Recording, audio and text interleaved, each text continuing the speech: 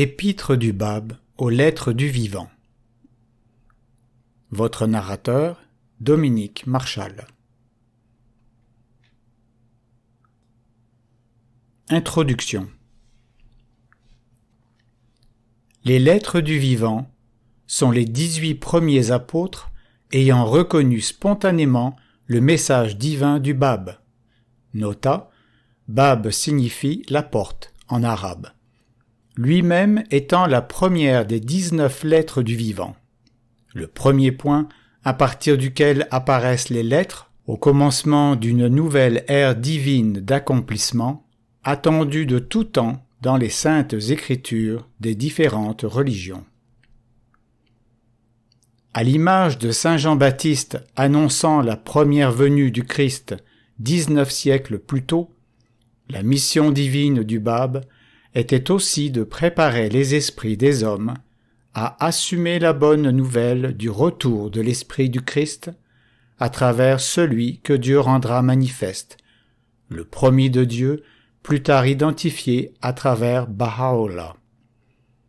Nota, Baha'u'llah signifie la gloire de Dieu en arabe ou gloire du Père selon l'eschatologie chrétienne. Le Fils de l'homme doit venir dans la gloire de son Père avec ses anges, et alors il rendra à chacun selon ses œuvres. Matthieu 16, 27. Selon la numération abjad, autrefois couramment utilisée, chaque lettre de l'alphabet arabe possède son équivalent numérique permettant de symboliser des nombres par des mots dont on somme les lettres. Ici, la somme des lettres A et Ya, contenues en arabe dans l'adjectif vivant, vaut 18. Le Bab nomma ces 18 lettres du vivant, après lui-même la première lettre ou unité de l'ère Baha'i. Nota, ainsi ces 19 lettres du vivant sont donc des unités, en arabe Vahid, dont la valeur numérique vaut aussi 19, parfois traduit par un et le même, par Shori Effendi.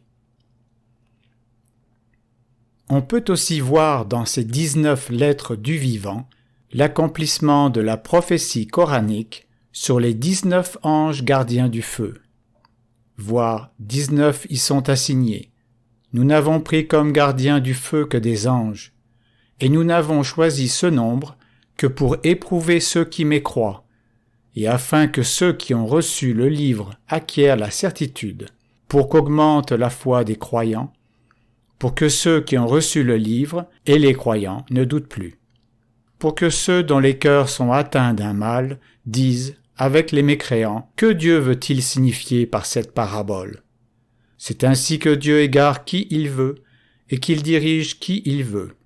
Nul en dehors de lui ne connaît les armées de ton Seigneur.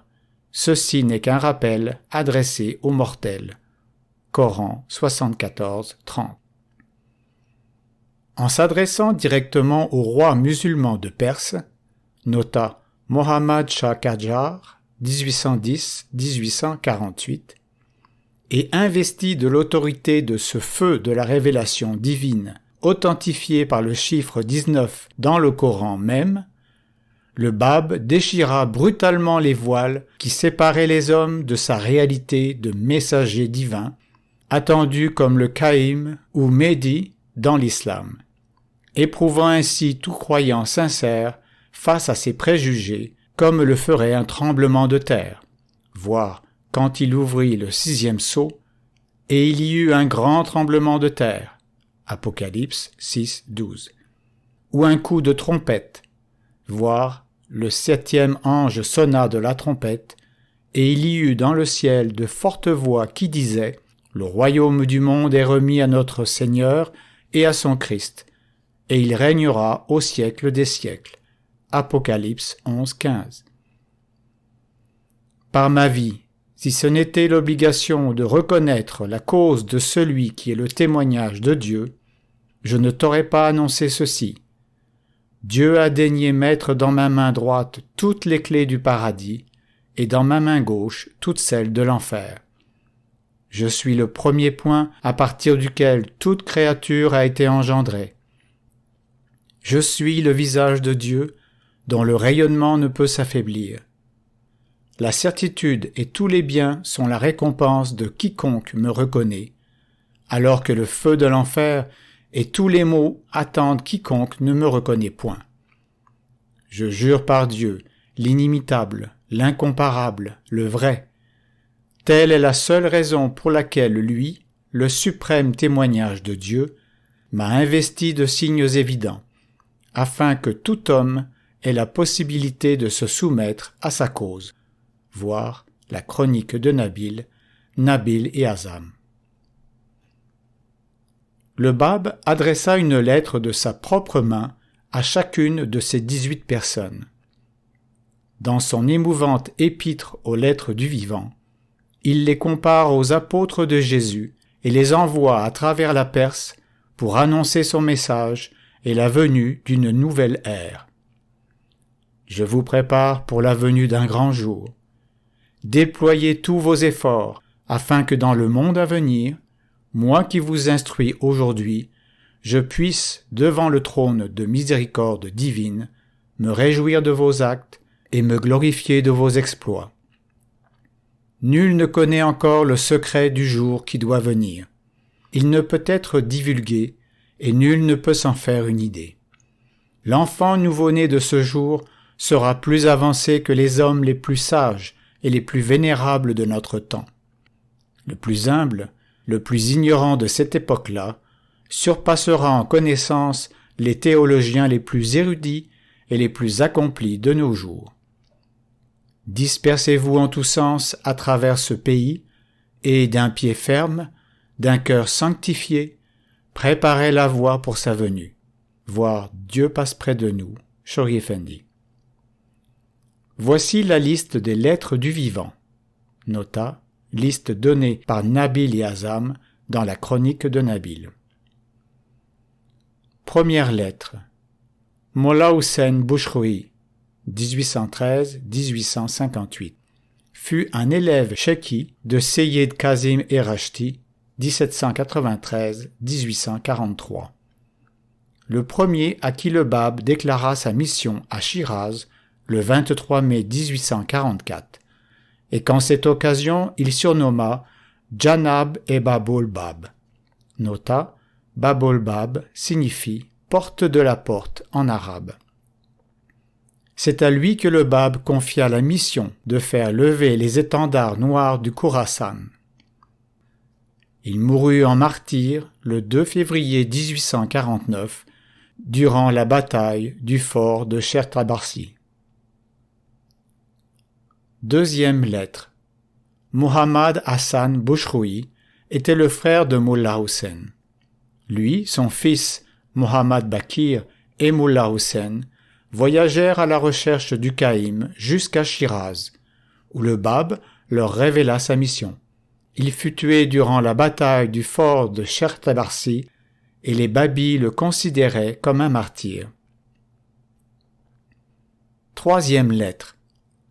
Muhammad Bakir Bouchroui était le neveu de Mollah Hussein. Il accompagna son père Muhammad Hassan et son oncle Mollah Hussein dans leur recherche du Caïm. Il fut tué lui aussi durant la bataille du fort de Chertabarsi et les Babis le considéraient comme un martyr. Quatrième lettre. Mollah Ali Bastami. Mojan Momen a écrit sa biographie. Cinquième lettre. Mollah Khoda Baksh Kochani, appelé par la suite Mollah Ali. Sixième lettre. Mollah Hassan Badjistani ne fit rien de remarquable en tant que Babi et exprima même des doutes sur le message du Bab lors d'une rencontre avec Baha'u'llah, 1817-1892. Septième lettre.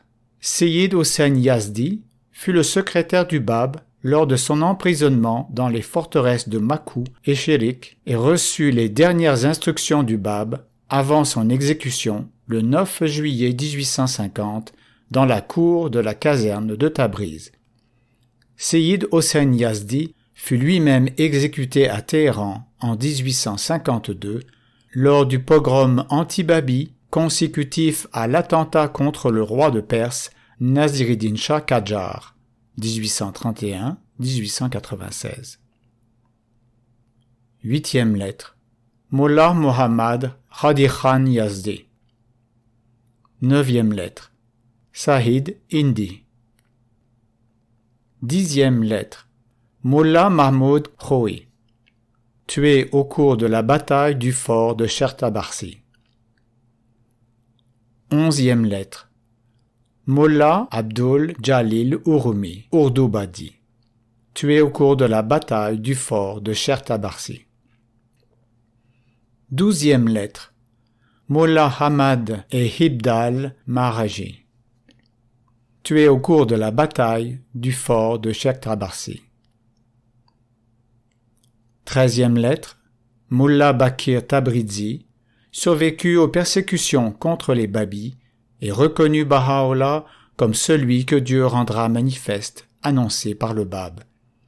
Il fut la première lettre à devenir Baha'i et la dernière des lettres à s'éteindre à Constantinople vers 1881. 14e lettre.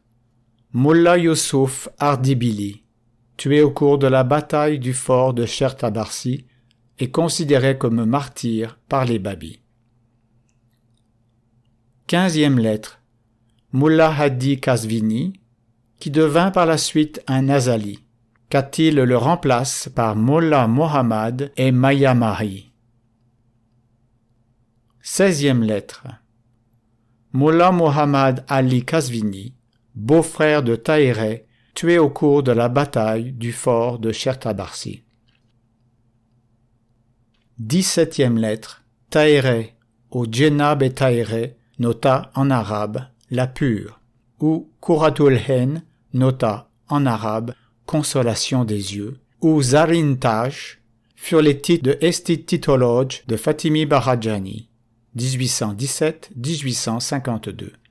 Cette fille d'un mujtahid, docteur en loi islamique de Qazvin, fut une poétesse et une théologienne célèbre. Elle ne rencontra jamais le Bab, mais participa à la conférence de Badasht, où elle jeta la confusion en apparaissant publiquement sans voile. Cette ardente militante de l'émancipation féminine fut étranglée en août 1852 lors du pogrom anti-Babi consécutif à l'attentat contre le Shah de Perse. On rapporte que ses dernières paroles furent « Vous pouvez peut-être me tuer, mais vous n'arriverez jamais à empêcher l'émancipation des femmes. » 18e lettre. Khodos, ou Djenab et Khodos, était le titre donné par le Bab à son plus fameux disciple Mollah Mohammad Ali Barfourouch, 1820-1849, qui fut un élève chéki de Seyyed Kazim Irashti. Il rencontra le Bab à Shiraz et l'accompagna dans son pèlerinage à la Mecque et Médine. Ils ne se revirent plus après ce voyage. Khodos participa à la conférence de Badasht et commanda ensuite les Babis à la bataille du fort de Chertabarsi à partir du 20 octobre 1848. Après la reddition, il fut traîtreusement mis à mort d'une manière horrible le 16 mai 1849, 23e jour de Jamadiyut Thani, 1265 après Hégire. Dans son épître de toute nourriture, Baha'u'llah lui décerna le titre de dernier point, Nokteye Ukra, ce qui le place au-dessus de tous les autres juste après le Bab, ce qui le place au-dessus de tous les autres juste après le Bab, sans en faire pour autant une manifestation de Dieu. Éric Louvet.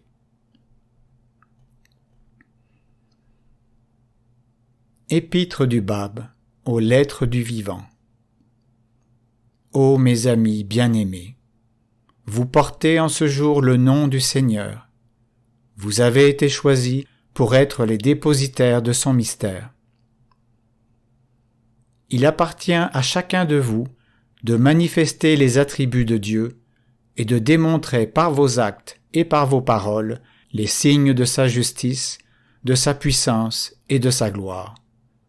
Même les membres de votre corps doivent témoigner de la noblesse de vos intentions, de l'intégrité de votre vie, de la réalité de votre foi et du caractère élevé de votre dévotion. Car en vérité, je vous le dis, voici le jour dont Dieu parle ainsi dans son livre. En ce jour, je mettrai un sceau sur leurs lèvres, mais leurs mains parleront pour eux, et leurs pieds porteront témoignage des choses qu'ils auront faites. Voir Coran 36, 65. Méditez ces paroles que Jésus adressa à ses disciples en les envoyant de par le monde propager la cause de Dieu. C'est avec de telles paroles qu'il leur enjoignit de se lever et de remplir leur mission. Vous êtes comme le feu allumé dans les ténèbres de la nuit au sommet de la montagne. Que votre lumière resplendisse aux yeux des hommes.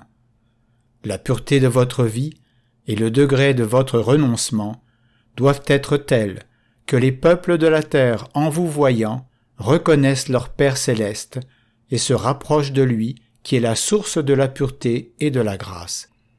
Car nul n'a vu le Père qui est aux cieux.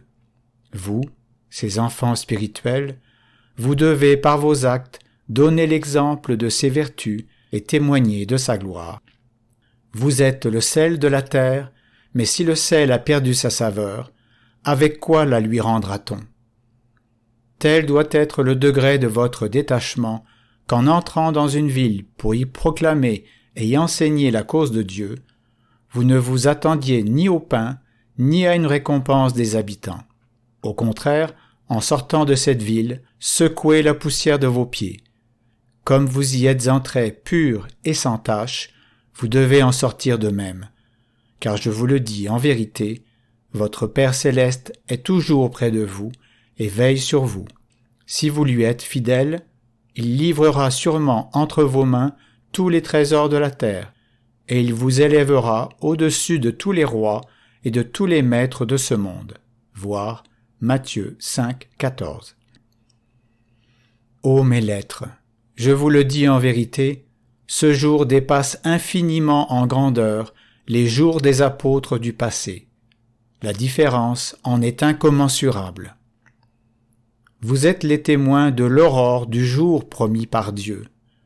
Vous buvez à la coupe mystique de sa révélation. Saignez vos reins pour la lutte et soyez attentifs aux paroles que Dieu a révélées dans son livre. Voici que le Seigneur ton Dieu est arrivé en compagnie de ses anges alignés devant lui. Voir Coran 18, 48. Ils seront présentés en rang devant ton Seigneur. Vous voilà venus à nous, comme nous vous avons créé une première fois. Et pourtant, vous pensiez que nous ne vous fixions pas de rendez-vous. Purifiez vos cœurs des désirs terrestres, et que les vertus angéliques soient votre parure. Efforcez-vous de démontrer par vos actes la vérité de ces paroles de Dieu, et craignez de vous en détourner, de peur qu'il ne mette à votre place un autre peuple qui ne vous ressemble pas et qui vous enlève le royaume de Dieu. Les jours où l'adoration passive était jugée suffisante sont révolus. L'heure est venue où seuls les motifs les plus désintéressés, appuyés par des actes sans tache, peuvent s'élever jusqu'au trône du Très-Haut et trouver grâce auprès de lui. Seules les bonnes paroles suivies de bonnes actions seront exaltées devant lui. Vous êtes les humbles dont Dieu dans son livre a parlé en ces termes. Nous désirons accorder nos faveurs aux humbles de la terre, et nous en ferons des guides spirituels parmi les hommes, et ils seront nos héritiers. Voir Coran 28, 5. Vous avez été appelés à ce rang. Vous n'y parviendrez qu'en foulant aux pieds tous les désirs terrestres et en vous efforçant de devenir de dignes serviteurs qui se taisent tant que lui n'a point parlé et qui exécutent ses commandements. Vous êtes les premières lettres engendrées par le premier point, nota le Bab. les premières fontaines qui ont jailli de la source de cette révélation. Suppliez le Seigneur votre Dieu de vous accorder sa faveur, afin qu'aucune affection humaine, aucun projet éphémère ne ternisse la pureté de cette grâce dont vous êtes pénétrés, et qu'aucune amertume ne se mêle à sa douceur. Je vous prépare pour la venue d'un grand jour. Déployez tous vos efforts, afin que dans le monde à venir, moi qui vous instruis aujourd'hui, je puisse, devant le trône de miséricorde divine, me réjouir de vos actes et me glorifier de vos exploits. Nul ne connaît encore le secret du jour qui doit venir. Il ne peut être divulgué et nul ne peut s'en faire une idée. L'enfant nouveau-né de ce jour sera plus avancé que les hommes les plus sages et les plus vénérables de notre temps. Le plus humble, le plus ignorant de cette époque-là, surpassera en connaissance les théologiens les plus érudits et les plus accomplis de nos jours. Dispersez-vous en tous sens à travers ce pays, et d'un pied ferme, d'un cœur sanctifié, préparez la voie pour sa venue. Ne contemplez pas votre faiblesse et votre fragilité. Fixez votre regard sur le pouvoir invincible du Seigneur, votre Dieu Tout-Puissant. N'est-ce pas grâce à lui que jadis Abraham, si faible en apparence, a triomphé des forces de Nemrod? À Moïse, qui n'avait d'autre arme que son bâton, Dieu n'a-t-il pas assuré la victoire sur Pharaon et ses armées? Et bien que Jésus fût humble et pauvre aux yeux des hommes, Dieu n'a-t-il pas voulu qu'il triomphât des forces conjurées du peuple juif? N'a-t-il pas assujetti les tribus barbares et turbulentes de l'Arabie à la discipline sainte et réformatrice de Mahomet, son prophète? Levez-vous en son nom, mettez toute votre confiance en lui, et soyez assurés de l'ultime victoire. Fin. Épître du Bab aux lettres du vivant. Maison d'édition Bailly, 205 rue du Trône, 1050 Bruxelles, Belgique.